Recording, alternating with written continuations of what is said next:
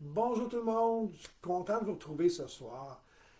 Hier, excusez-moi, je suis content de vous retrouver ce soir pour ce troisième live. Aujourd'hui, je voudrais vous parler du diabète. Parce que hier, je vous ai parlé qu'un cancer fulgurant m'a habité. Ce que je ne vous ai pas dit, c'est que 18 mois plus tard, il y a eu une récidive. Et c'est là où il y a eu vraiment un déclencheur. Mais l'année d'après, c'est le diabète qui s'est mêlé de la partie. Et quand on m'a annoncé que j'étais diabétique, ça a été complètement un autre contexte qu'au moment où on m'a annoncé que j'avais un cancer, ou qu'un cancer m'habitait, je devrais plutôt dire. Parce que quand un cancer nous habite, il y a tout un protocole qui se met en place avec les médecins, etc., plein de monde alentour.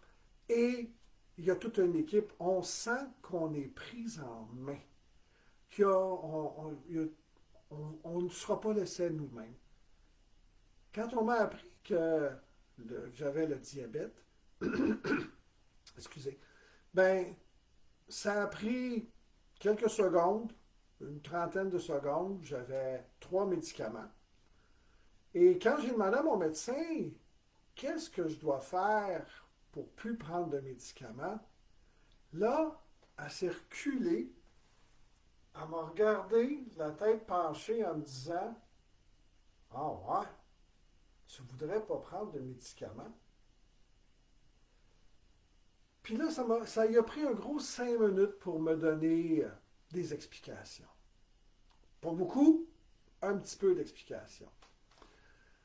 Naturellement, dans ma famille, il y a déjà du diabète. Ma grand-mère en faisait, mon père en faisait, moi j'en ai fait. Mais j'aurais aimé ça que mon médecin me dise, parce que c'est la première chose qu'ils vont nous amener, c'est ben, la génétique. La génétique, c'est beau. Oui, il y a des tendances, mais il y a aussi, dans cette génétique-là, il y a des interrupteurs, hein, comme les lumières à la maison chez nous.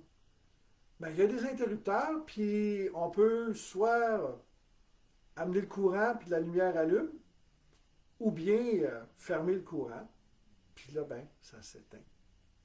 Fait que la génétique, c'est certainement un élément, mais j'aurais aimé ça qu'elle me dise que c'est pas tout. Il n'y a pas juste la génétique au travers de tout ça.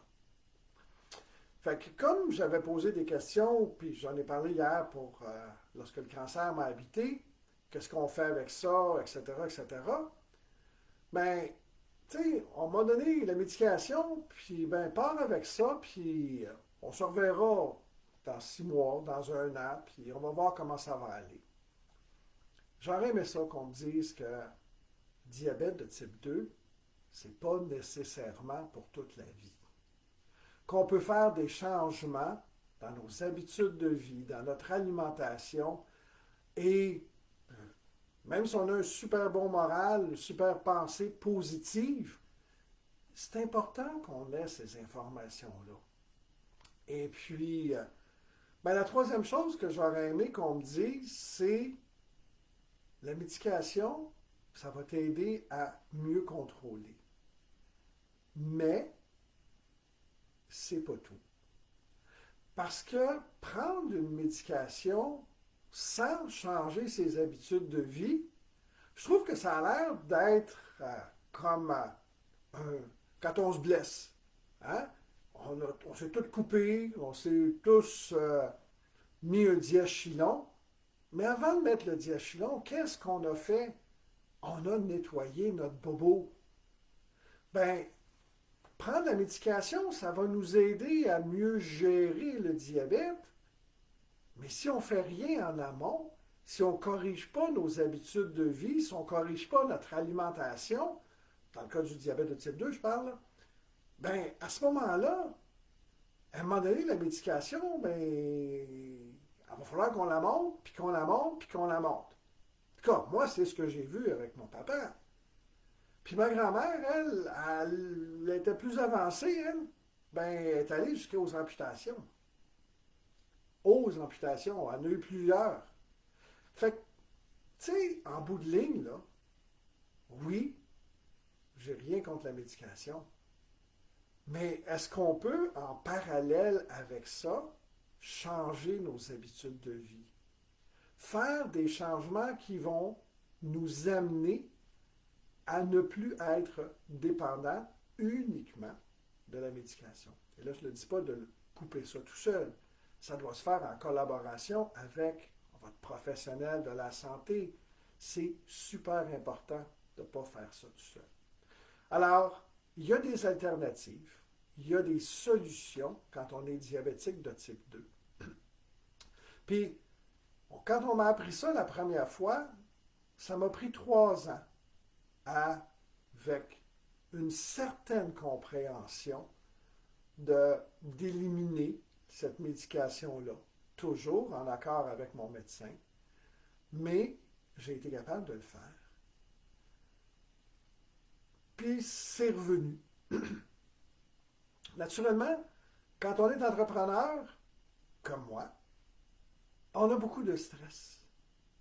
Puis pendant la pandémie, on a tous vécu beaucoup de stress. Qu'on soit entrepreneur ou pas, il y avait énormément de stress pendant cette période-là, avec toutes les limitations, etc. Et bien, qui dit stress, dit limitation, dit compensation. Bien, je suis retombé de ce côté-là. Mais à ce moment-là, j'ai pris une grande décision.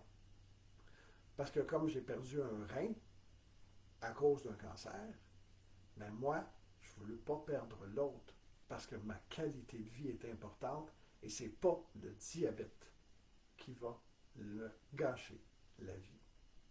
Alors, je vous invite demain soir à savoir à la suite de mon histoire et demain soir, ben, quand j'ai décidé que le diabète ne gagnerait pas. Alors, je vous attends demain, 19h, et je vais vous conter cette partie-là de ma vie et pourquoi j'ai pris cette décision-là. Et en fin de compte, ben, vous en avez eu un aperçu aujourd'hui. Mais on se retrouve demain, 19h, pour mon prochain chapitre de vie, quand j'ai décidé que le diabète ne gagnerait pas. Merci. Je vous souhaite une excellente soirée et au plaisir de vous retrouver demain soir, toujours à 19h. Au revoir.